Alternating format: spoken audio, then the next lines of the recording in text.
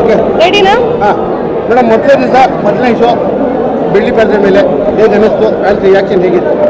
ಎಲ್ಲರೂ ಇಷ್ಟಪಟ್ಟರು. ಆ್ಯಕ್ಚುಲಿ ನಾನು ನನ್ನ ಸಿನಿಮಾನ ಫಸ್ಟ್ ಟೈಮ್ ನೋಡಿದ್ದು, ಅದು ನನ್ನ ಫ್ಯಾಮಿಲಿ ಜೊತೆ ಕುತ್ಕೊಂಡು ನೋಡ್ತಾ ಇದ್ದೆ.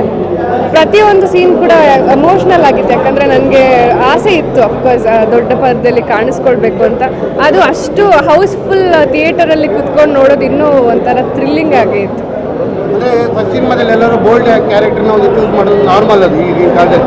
ಬಟ್ ಇದರಲ್ಲಿ ಫುಲ್ ಹಳ್ಳಿ ಟ್ರೆಂಡಲ್ಲೇ ಇದ್ದೀರಾ. ನಿಮ್ಮ ಫ್ಯಾನ್ಸ್, ಧಾರಾವಾಹಿ ಫ್ಯಾನ್ಸ್ಗಳು ಕೂಡ ತುಂಬ ಜನ ಹೇಳ್ತಿದ್ರು. ಒಂದು ಕೂಡ ಯಾವುದೋ ವಲ್ಗರ್ ಆಗಿರೋ ಡ್ರೆಸ್ಗಳು ಹಾಕಿರೋ ತುಂಬ ಚೆನ್ನಾಗಿತ್ತು. ಯಾವ ಥರ ಸಿನಿಮಾ ಸೆಲೆಕ್ಷನ್ ಮಾಡ್ಬೋದು?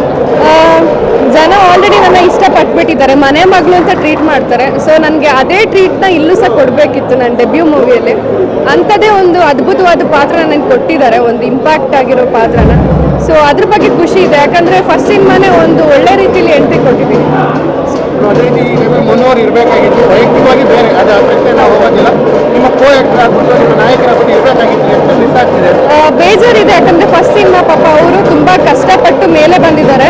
ನಮ್ಮ ಜೊತೆ ಎಲ್ಲ ಅವರು ಕುತ್ಕೊಂಡು ಸಿನಿಮಾ ನೋಡಬೇಕಿತ್ತು ಅಂತ ಆಸೆ ಇತ್ತು. ಬಟ್ ಪಾಪ ಹಾಗಾಗ್ಬಿಡ್ತು.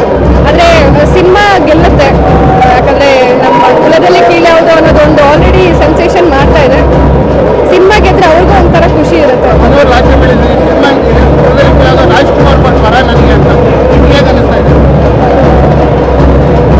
ಹೇಳ್ಬೇಕು ಅವ್ರ ಬಗ್ಗೆ. ಅಣ್ಣವ್ರದ್ದು ಅಣ್ಣವ್ರ ಟೈಟಲ್ ಇಟ್ಕೊಂಡಿದ್ದೀವಿ ನಾವು, ಅದಕ್ಕೊಂದು ಪವರ್ ಇದೆ. ಸೊ ಆ ಪವರ್ನೆಲ್ಲ ಪ್ರೂವ್ ಮಾಡ್ತಾ ಇದ್ದಾರೆ. ಯಾಕಂದರೆ ಕ್ರೌಡ್ ನೋಡಿದ್ರೇ ಗೊತ್ತಾಗುತ್ತೆ, ಇನ್ನೂ ಜನ ಬರ್ತಾನೆ ಇದ್ರು, ಜಾಗನೂ ಇರಲಿಲ್ಲ. ಸೊ ಖುಷಿ ಇದೆ ಅದ್ರ ಬಗ್ಗೆ. ಮುಂದಿನ ಪ್ರಾಜೆಕ್ಟ್ಗಳು ನೆಕ್ಸ್ಟ್ ಟೈಮ್ ಇದೇ ಥರ ಪ್ರೆಸ್ ಮೀಟ್ ಸಿಗೋಣ ಅನಿಸುತ್ತೆ. ರಾಮ ಸರಿನೇ ಸದ್ಯಕ್ಕೆ.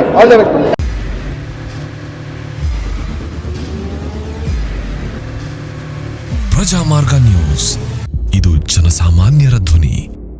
ನಮಸ್ಕಾರ. ನೀವು ನೋಡ್ತಾ ಇದ್ದೀರಾ ಪ್ರಜಾಮಾರ್ಗ ನ್ಯೂಸ್. ರಾಷ್ಟ್ರದ, ರಾಜ್ಯದ, ರಾಜಕೀಯದ ಬಗ್ಗೆ ಹೆಚ್ಚಿನ ಸಿನಿಮಾ ಅಪ್ಡೇಟ್ಗಳಿಗಾಗಿ ಫಸ್ಟ್ ಲೈಕ್ ಮಾಡಿ, ಸಬ್ಸ್ಕ್ರೈಬ್ ಆಗಿ, ಹಾಗೆ ಫಾಲೋ ಕೂಡ ಮಾಡಬೇಕು.